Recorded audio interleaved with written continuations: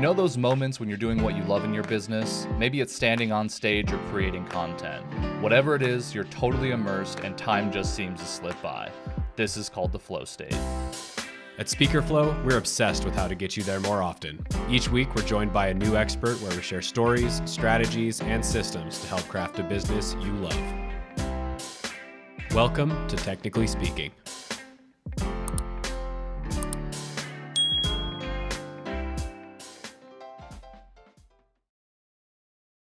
And we are live. Michael, round 2, real glutton for punishment coming back on Technically Speaking, huh?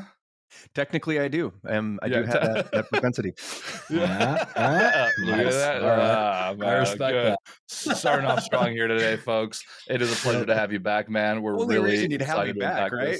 this. Yeah, pretty much. Yeah, exactly. The only reason why anyone comes back. So, oh man. So super excited to unpack the inner workings of a marketer's business, especially through the lens of your rule of 26, which we got a chance to talk about in our last episode. So, folks, if you haven't seen that, definitely go back and check it out. But before we dive into that, we always like to do our research, as you know, and kind of like get to know you a little bit more personally when we bring folks on the show. And from what we read, you spent about a decade in the Air Force, right? I did. Very cool. So I'm curious, like, what did you learn in the military that you think has helped you as an entrepreneur? Structure. Oh, yeah? And so I played the corporate ladder game. I was actually a late bloomer in the military, relative to most of the people there. I was 22 when I joined. Wow. And most guys, I should say people, join, right out of high school, or they're very close to. They might take a year off, screw around, then join, right? Because they got nothing better to do. And I actually took a run at a couple different things. I had early aspirations of becoming a rock star and all these other things.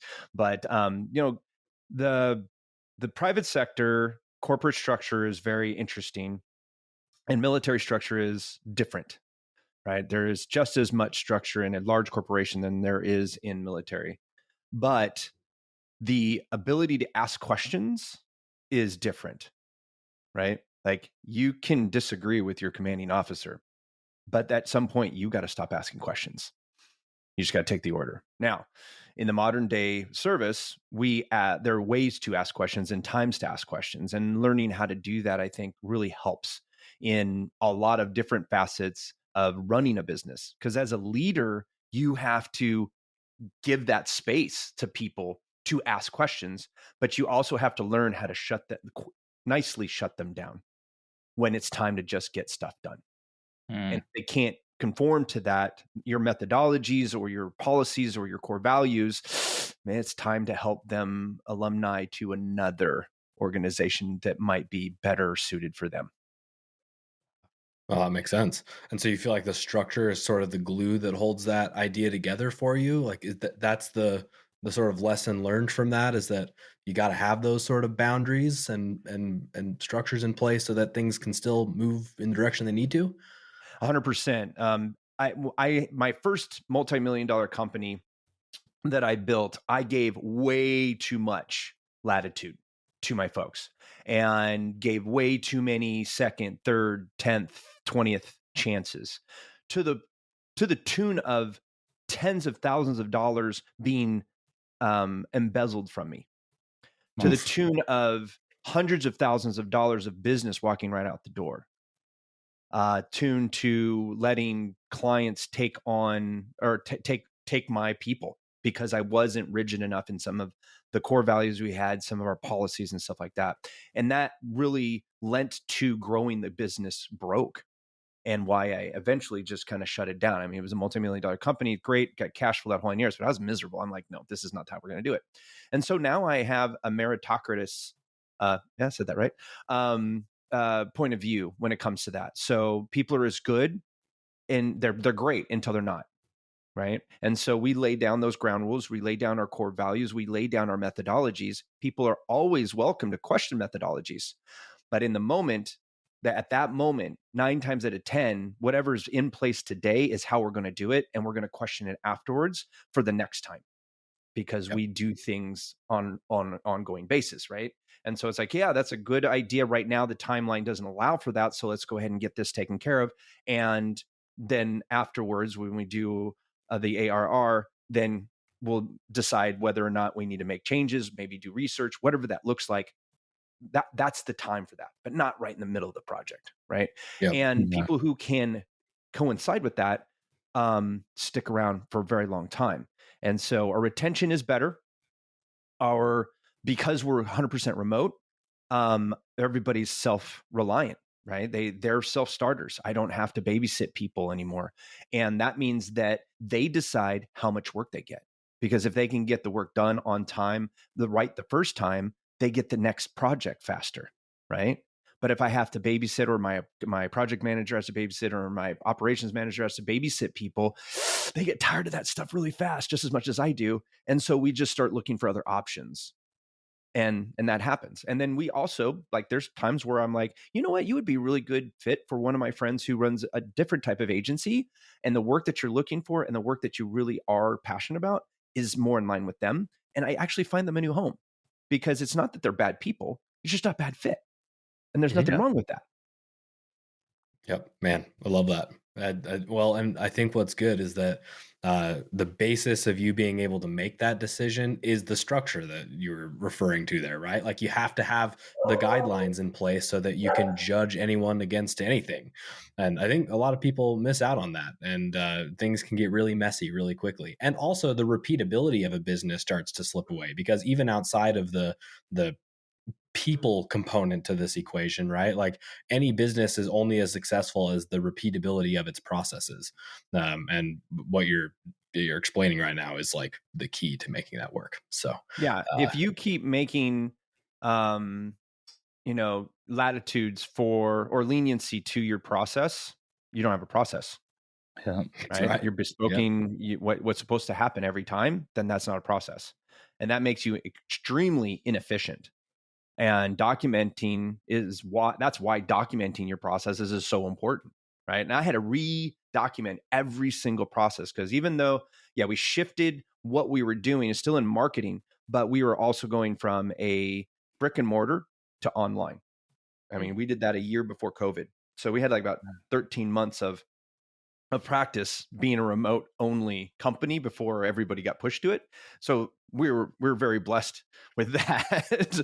But that meant that everything has to be documented, because I'm not always at my computer. And if I'm not at my computer, my phone's not on, or I'm in a meeting and I can't, and nobody else is there, you got to go back over the SOPs and say, how do I do this? Right. Exactly right. Well, that's a good way to hold people accountable too. So if the SOP isn't followed, to your point about structure, right? Yeah, I mean, it's impossible to hold accountability. So, and I have my people write my SOPs now. Yeah, right. So once one's written, I'm like, hey, if you see role, something different, you got it. You're responsible for making that change, making sure that SOP is up to date. That's exactly right. That's how it's done. Yeah. I think some people, they hear SOPs, they get the deer in the headlights. They're like, oh, that's not for me. I don't want to have to update it all the time. But it's not the way it has to be, to your point. It's just about having the structure in place. So now, one of the assumptions that I think a lot of people have about like a marketing business, because what we really want to take a look at the meta layer to how you run your business, and lace the rule of 26 throughout this today. So I think they would expect that as a marketing business, marketing yourself is very easy. Has that been your experience? I can tell the answer to that question by the laugh. Or do you find yourself in the cobbler's son situation here? Are you at an advantage in marketing because you're running a marketing business? We are at an advantage in that we can test more things faster than most. We're at a disadvantage because everybody thinks they're a marketer. Yeah. We have more competition, right? The barrier to entry is zero, right? I literally, so I do some mentoring for a nonprofit organization called Warrior Rising, which helps veterans transition to entrepreneurship, right? And they've got a vet to CEO program, stuff like that. And so we do these mentor sessions, and this one gentleman got on there. And he's like, I'm thinking of starting my own marketing firm and digital marketing firm, and blah. And he starts going down the rabbit hole. And I'm like, so how long have you been marketing? Oh, I haven't really. I helped my brother in his business, and I put together a Wix site one time. I'm like, let's talk offline and let's find out if this is really a good lane for you to go down. I got on the horn with him. The guy really wasn't an entrepreneur. His siblings were entrepreneurs. And he thought that's what he needed to do to make money. And we really found out that he had this computer programming. That's really what he wanted to do. He wanted to build like big websites. I'm like, so go do that. Like, you want to do a side hustle and build websites for small businesses, keep doing it. That's great. But don't make that your whole business when you can get, computer engineering, right? But that's what happens is that people, especially with COVID, when people are looking for options, it's really easy to be a digital marketer without a brick and mortar location because everything's digital, right? And there's all these people out there who will teach you how to be, and I use air quotes for those who can't see the video, how to be a digital marketer. If you don't have a background in marketing, digital marketing is no different than regular marketing. It's just the channel in which you're exercising the practice of marketing. Mm-hmm. And so if you're not a natural salesperson for yourself, how can you be a natural salesperson, or how can you facilitate helping other people sell themselves? Yeah, right? For sure. And so to answer your question, yes and no. Yes, sure. We have the tools. Yes, we have the know-how. No, because I have to find a way to be different, at least 1% different than every single marketer out there, and stick out. That is the sometimes insurmountable challenge, especially when we're talking like search engine marketing. Like, how many SEOs do you run to? I mean, it's like walking through the forest during the fall and trying not to step on leaves. Yeah, for sure. Well, I mean, at some point, it's almost like, I think you just kind of shifted some perspective there. Like, I mean, it's almost more difficult in a lot of ways, because let's assume that the people who, like, the barrier of entry was really high, right? Mm-hmm. Now you're still competing with professional marketers, like, mm-hmm. to stand out against, right? So mm-hmm. whereas in like other businesses, you can be a plumber, you can be a speaker, and chances are a lot of the industry might not have a grip on their marketing, and so you can excel and stand out through the noise a lot quicker. But I mean, even when you're up against other like professional firms who do decent work, I mean, that's an uphill battle. So what my approach to marketing is to be very clear on who your best clients are. And a really good marketer is very clear on that. So like, you guys work with very specific type of clients, and you do a very specific thing. That makes it much easier to market your business. Yeah. I was just doing a consultation yesterday, and the woman has been she coaches leaders teaches leaders how to be coaches. Okay. And leverage their leadership in the coaching, whether it's professionally or in the corporate world. Okay.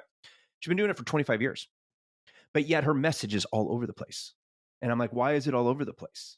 And she gave me all of her reasons and all the good stuff. Right. And I was like, so what is your most profitable type of client? Where is your passion lay? Is usually one and the same. And where are you the most efficient? Oh, I teach leaders how to be coaches. So why isn't that your one thing? So people try to be everything to everyone, right? Not that she was doing that, but she was trying to be too many things to too many types of people, right? And I was like, why don't you just do that? You have two options. They're either corporate accounts where they're taking one level of their management or multiple levels of their management leadership and helping them be coaches to their employees, or their leaders transitioning from corporate world to becoming a professional coach. How much easier is it to market a company when you only have one message? I take leaders and make coaches out of them. Are you a leader? Oh, we should talk. Do you want to be a coach, or would you like to understand how to leverage coaching in being a leader? All right. I only have two questions to figure out whether you're a client or not. Right. Yeah. It's so true. It's like the rule 26. Like, the rule 26 is basically does that. Like, with your average revenue per client is one of the KPIs we talk about in there. And the way that we do that is getting very clear about where your most profitable clients are, because your most profitable clients are going to have the highest average revenue per client. Yeah. So if we only focus on those types of people, we're going to get some of the ones that are in and around it. But if we're always focused on that one, we're going to get more of it. And that's where that first part of the rule really comes into play, because then you're really just translating everything you've learned from your best clients and your most profitable clients, right, to your messaging, and you're getting really clear on one message. Yep. It's kind of a counterintuitive thing, I think, to some degree, which is why especially people that have no box for how marketing could or should behave struggle with it, because like you're saying that lower volume and a tighter like grouping of who I can work with creates more revenue. Like, shouldn't logic dictate that the more people that you can serve with more services and more things means that you can get more money? And while like maybe there's an argument to be made that that's possible in some way, but that seems to be like based on every expert we've ever talked to and through our own personal experience as entrepreneurs, that is not the case. Like it's counterintuitive. I can't think of a better word for it, but the tighter you go with who you can serve and the less things that you do, the more money you make. It's really odd. It's a math. Okay. I used to own a creative agency, right? So a creative agency does everything in-house. And when you do everything, you become very inefficient. So yeah, we had we served at least 300 clients a year. We were the only agency you could walk through the front door and get service the same day. So, I mean, I was really the epitome of how you don't do it, right? Because I became too available to too many people. Okay. Yeah. And so when you're doing that, you're creating all of these inefficiencies, right? And so when we were doing, and I think one of the years we did like 2.3 million. Okay. Out of that $2.3 million, my salary didn't even come close to six figures, and the company lost money. Why? Because all of the inefficiencies along the way, because we didn't have any boundaries for our clients. We didn't say no, right? So if I have less people that I can give 100% to, and the more I do the same thing over and over again in a systemized manner, the more efficient I am. The more efficient I am, the more profitable I am, right? So that efficiency equals profitability. That profitability then turns into, I don't need to have as many clients, right? And I can work more on the structure of what we do and making it even better, so that I don't lose clients. My attrition rate is much lower because we're giving more, 100% of us to that client. And we're listening to that client because we have time to listen to them. When you're trying to be bargain basement, and trying to compete on price, right? You can have a bunch of clients and you can lose a lot of money doing it. You can bring a lot of money in, but if you don't keep any of it, it's all for nothing, right? And so that's where it seems counterintuitive until you dissect what you're doing with each client really dictates how much money you get to keep at the end.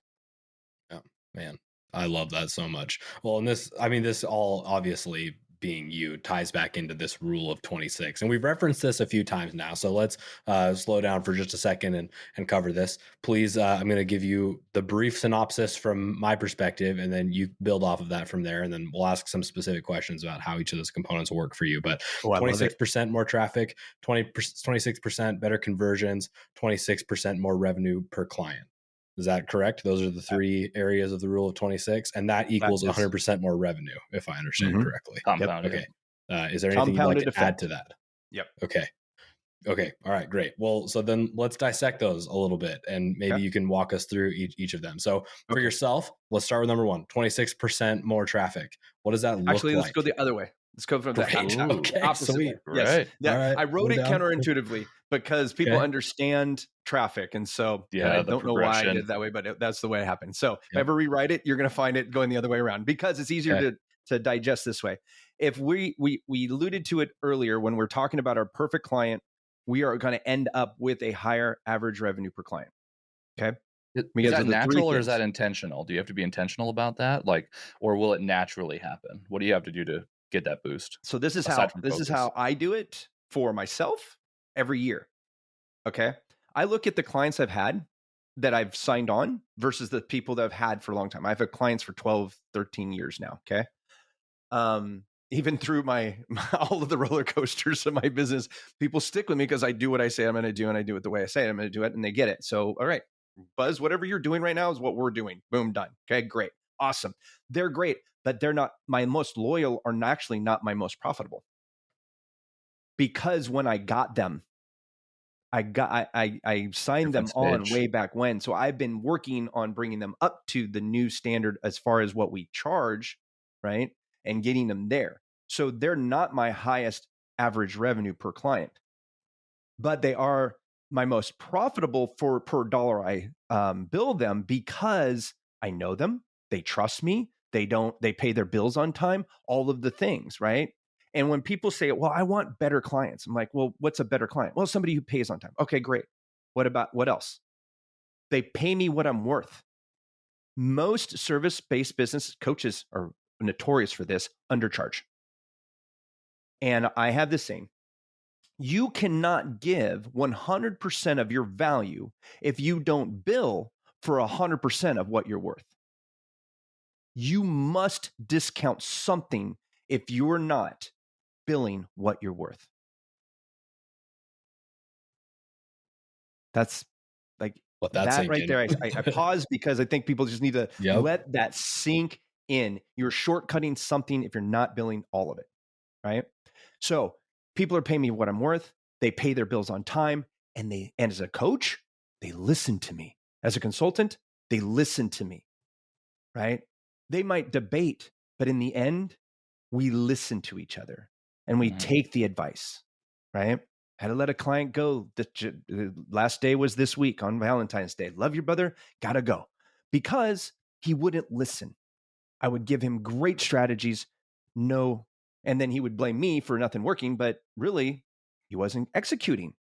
I can't do anything, because at some point you got to do the work. As from a marketer's point of view, the client has to do something, right? Yeah. We can't just get the client in and sign the contract for the client. And that's not our job. Our job is to bring the prospects to the client, and the client takes it from there through the sales process, and then doing the work, retaining them, all that good stuff, right? My job is to make sure that everything in place attracts those type of people and keeps going, right? So my clients who pay on time, my clients who pay me what I'm worth, and the clients who listen to me are my best clients. They're also my most profitable clients. Why? Because one, they stick around. Two, they gave me great case studies because they listened to me. What I say works. I've been doing this for 30 years.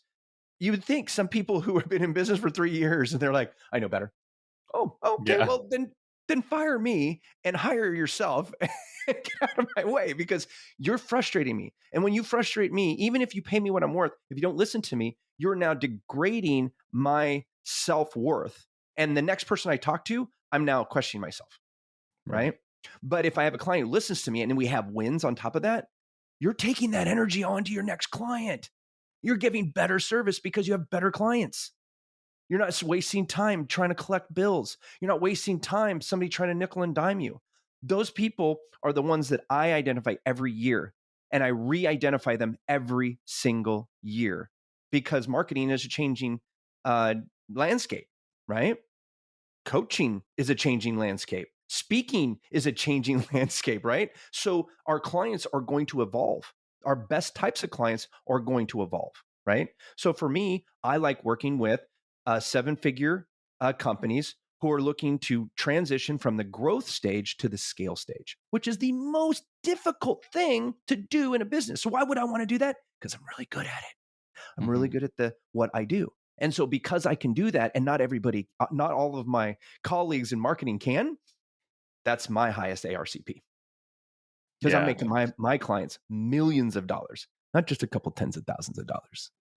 Right. Well, I mean, it makes sense. We're iterating, right? Like, you're using the data you have to go and find more of those people. And I think, like, we just want to set it on autopilot and forget it and just, lay in our money bags as money keeps falling from the sky. And like, it doesn't. You find a way to make I'm there happen, for it. Michael. I'll pay you all the money. Yeah, exactly. But it doesn't exist. So there's a valuable lesson in there. Okay, so great. So we've established the 26% more revenue. We focus on the clients who we love working with the most, who are the most profitable. We find more of those. Okay. Now we have to go to conversion rate. So, and so let's define that for a moment. From our understanding, Austin, I'm going to group you in this.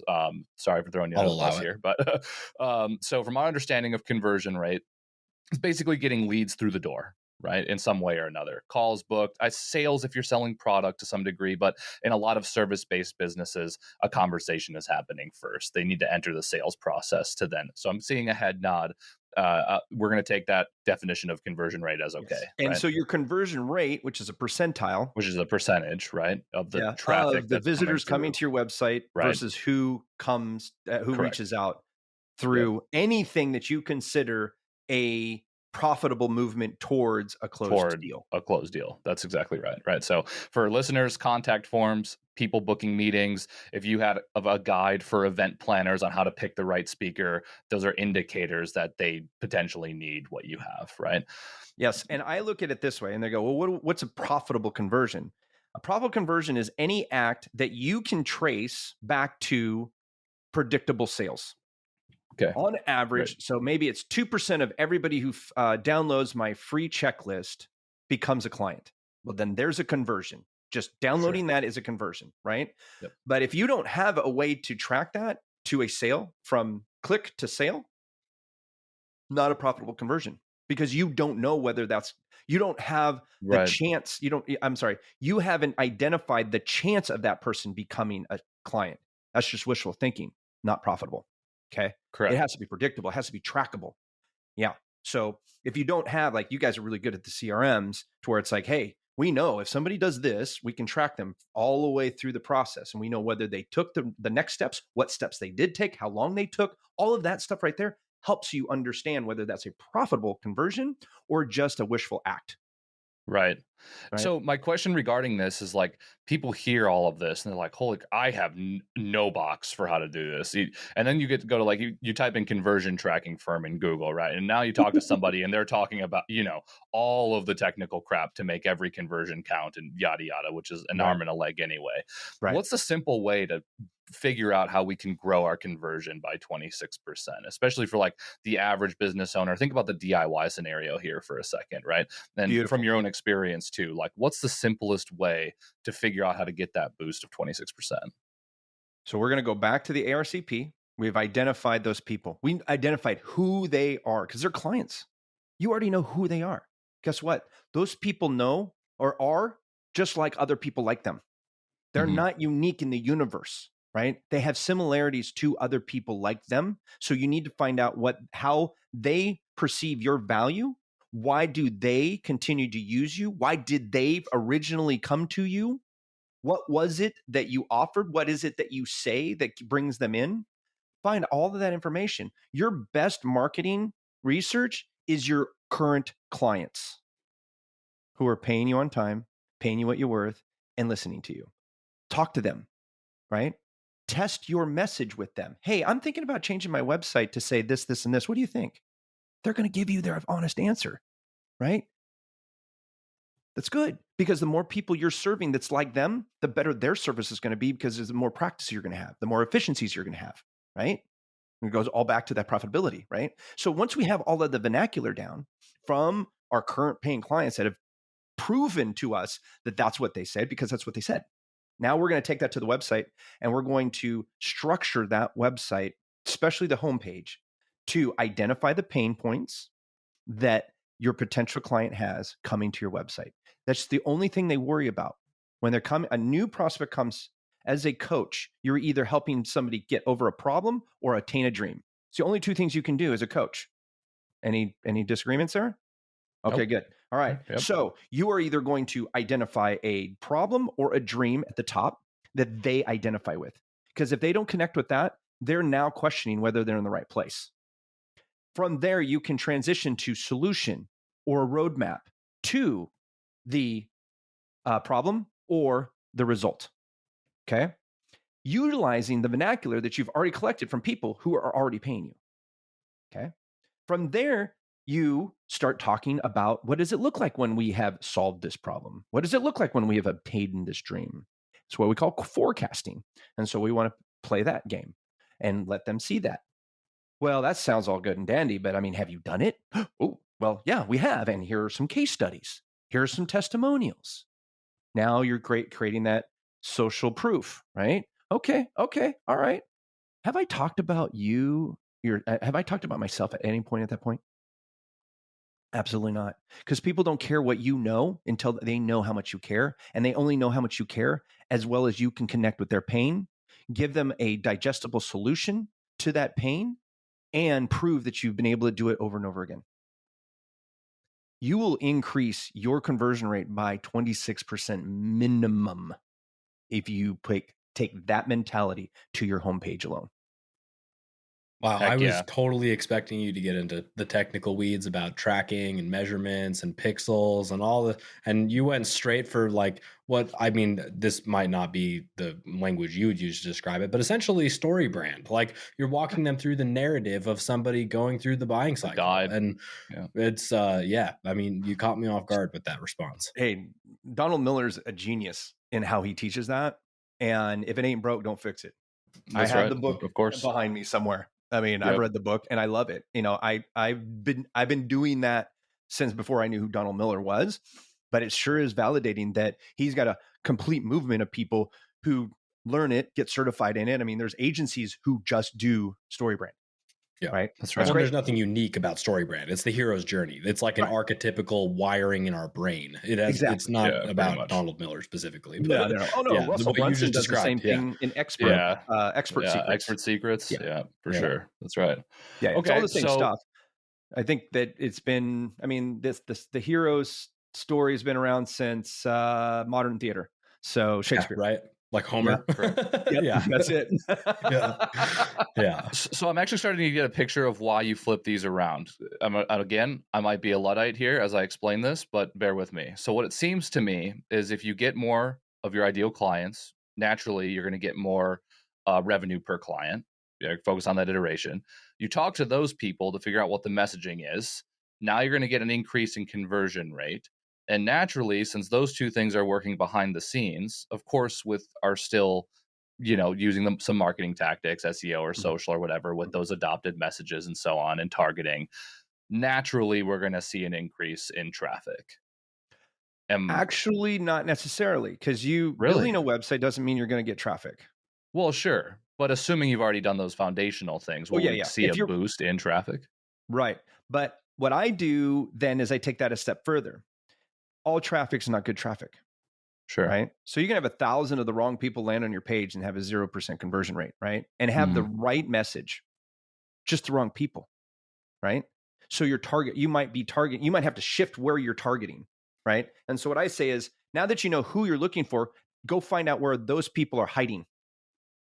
And now put your message in front of them and push them to your website that says exactly what you want to say, how you want to say it, in the order you want to say it, every single time, 24 hours a day, 7 days a week, 365 days a year, never takes a sick day, doesn't ask for raises, doesn't complain, doesn't ask. It's there, right?